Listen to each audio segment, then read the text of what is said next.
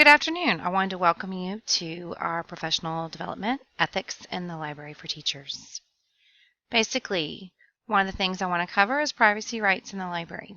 So what are your rights as a library user?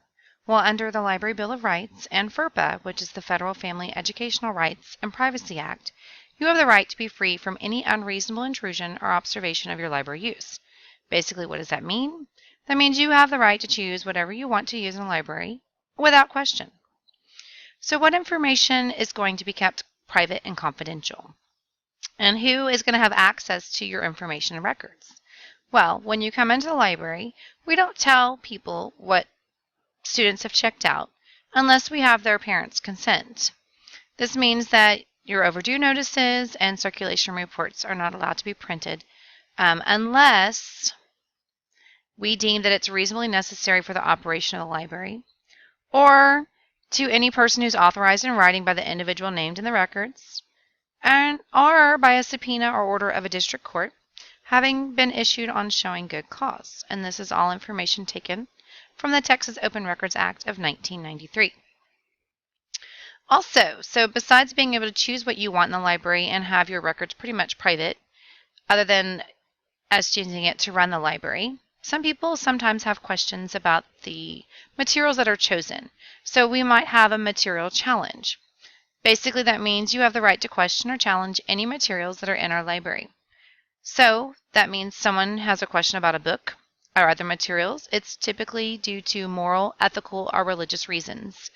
People typically challenge materials because they find something offensive in nature and they want the material removed from the collection.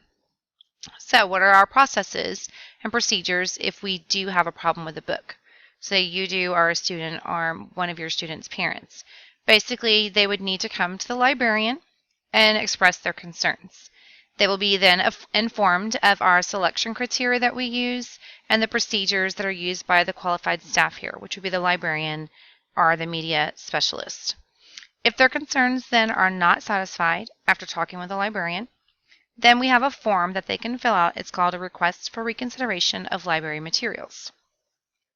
Once they have actually read the entire questionable material, they will fill out a form and return it to the committee, and then we will then form a committee of a school librarian, a teacher, a school administrator, a PTO representative, and a member of the community. And all of us will have to read that book and then review the material that's in question. Then once the items have been, when we're reviewing them, we will be doing an evaluation of materials form, taking into consideration the concerns that were expressed with the request for reconsideration form. Once a decision has been made by the committee, the librarian will then contact the patron and inform that person of the decision that was reached.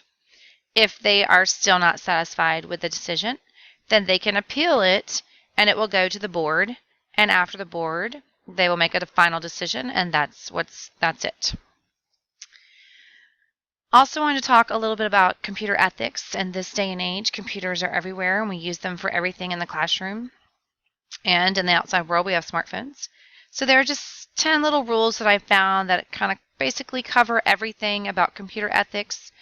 Thou shalt not use a computer to harm other people, or to interfere with other people's computer work, or to snoop around into other people's files, or to use a computer to steal things, or use a computer to bear false witness, or not copy or use proprietary software for which you have not paid. So basically, if your friend had a copy of Microsoft Office, you wouldn't be able to take it and install it onto your computer. That would be an ethics violation. Also, not being able to use other people's computer resources without authorization or proper compensation. Not appropriate other people's intellectual output. Also, you need to think about the social consequences. How is this going to affect other people for this program that maybe you've written or a system that you've designed? Which typically that one doesn't apply to us as much because we're not writing programs or creating designs. Also, using a computer in ways that show consideration and respect for your fellow humans. Basically, it's the golden rule. Treat people the way that you want to be treated. And this was all information that I found from Computer Ethics Institute author Dr. Raymond C. Barquin. And I thought it just kind of covered everything. So if you do find a student or yourself in violation of ethical use or inappropriate use, what could happen? Basically, if you transmit any material in violation of U.S. or state law, such as copyrighted material, threatening, harassing, obscene material, or protected material, or trade secret, using the network, the school network, and the internet account that is with your school account, it can and will result in litigation against the offender by the proper authorities, which basically means they'll turn over that information to the local authorities or the FBI or whoever it is that needs to be involved, and then it will be in their hands and they will make the decision on what needs to happen after that. Another huge area that we need to think about with ethical use is plagiarism. It's something that needs to be taught to our students. And basically, it's using someone else's words. It's so easy in this day and age. Again, kind of goes with the ethical use. When kids go and find information when they're on the computer, oh, it's so easy to right click, copy, paste, and put the information into your report. That's plagiarism. Not putting things into your own words. So if you're in a book, you copy it word for word, that sentence, and you slap it into your report. That's plagiarism. And not giving credit to where you found your information is also plagiarism. So if I write down information and act like it's mine when it's not, and I don't give credit to where I found that information, that source, then that's plagiarism. So basically, in a nutshell, it's cheating. And what can happen if you cheat? Well, kids can get in trouble. There's two different types of plagiarism that you typically see in schools. Deliberate plagiarism. This is where the students know that they're doing something that they shouldn't. They are copying from books and other written sources.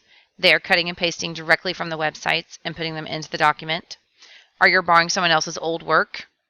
So, well, they wrote a paper on mammals, so I'm going to just take their work and put my name on it, put a date in it, and turn it in. Or you buy papers off the internet. Also, there's accidental plagiarism, which means basically the students don't really mean to do it, but it happens just because they're not educated in how to prevent plagiarism. They don't understand when or how to cite work. They're not learning how to put what they've read into their own words. So basically, they can't take the information and summarize it and put it into their own words. And they just don't understand what copyright is. They don't understand that when someone creates a work, that it has to be, you have to have their permission, or you have to make sure that you definitely cite the source where you got it from. Or even using one of your old papers and just turning it into a new class. That is accidental plagiarism. So great sites that you could use to actually teach your students about plagiarism. There's these are links that I will send to you, and you can click on them. And basically, the first one, Identifying Plagiarism Practice from Read Write Think, awesome website to get great lesson plans. It's going to give you a paragraph, and it's going to show you another paragraph that's written underneath it, and your students will look at it, and you will decide if you think it's plagiarism or not. Great discussion can come about. Excellent source. Underneath here, this TeacherTube plagiarism video. It's a quick little less than 3-minute video. Goes over really quickly what plagiarism is. Great, quick, fast thing to use in your classroom. And the Rag to Riches, it's a little quiz on plagiarism. Cute little it's like 10 questions, kind of quick. It's kind of like they earn money each time. They can get 3 hints.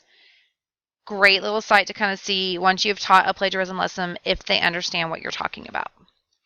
Okay, great sites to teach your students about ethics. Ethics, again, were those 10 commandments that we talked about. There are lots of lessons on media on commonsensemedia.org. Great site to go to if you have any questions about using any kind of media. Computers, ethics, copyright, plagiarism, wonderful site to go to. iKeepSafe.org, great lessons on privacy. Doug-Johnson.com, wonderful resources on teaching information technology. The site that I'm linking you to here is going over right here, is going over ethical situations. Like, are they doing something that's wrong or not? Great site to go to. Media Smarts, another great site for teaching ethics, and educationworld.com, another wonderful site to go to. Has lots of great information for you to learn about education, ethics in the classroom with media. Copyright. How can I tell if something is copyrighted? Well, basically, you're going to look at it. It's going to have that C with a circle. If it doesn't have that, it'll say it's copyrighted. And pretty much any original work that is done is copyrighted, whether it pretty much says it or not. So when in doubt, think it's copyrighted. Great sources for you as a teacher to teach your students about copyright. There is Copyright Kids. It's a quiz on copyright. It's a great site to go to. Again, Common Sense Media, another video on copyright. Here's another one on copyright and fair use. And then Education World, again, has wonderful resources for you to look at. And then copyright.gov. It has great information for you to look at as a teacher to find out what is copyright, how can I explain this to my students and get the information across. Fair use. This is something that as educators you need to understand, because we do use copyrighted material in our classrooms sometimes to educate our students. So you can kind of see here, new work is critique, satire, or education. So you can use some things when you're using it for education. Also, let's say for instance, no. Sorry about that. Let's get back to the right screen. Okay, so we're talking about fair use. So a small portion of the original material is used. So let's say for instance, you take a page, or actually not a whole page. Take like maybe one or two paragraphs from Charlotte's Web. And you want to look at characters and finding things that would describe characters. You could use that small portion of that original material because you're using it for educational use and you're not using the entire piece. Also, so there's different things here. The benefit to user is predominantly other than commercial, which means you're using it for education again. The new work is predominantly original product of the user. It's like satire. Again, that's over there. So it's just using it in a fair way. You're not using the whole thing. Just kind of make sure you understand what fair use is, and so that you're not getting yourself into a copyright violation or ethical situation. Okay, so these are all the sources where I pulled all this information from. If you would like for me to do a lesson on copyright or plagiarism with your kids, please let me know. We can collaborate. I can get with you. I can send you things. We can bring the kids into the library. Whatever you need, I'm here for you.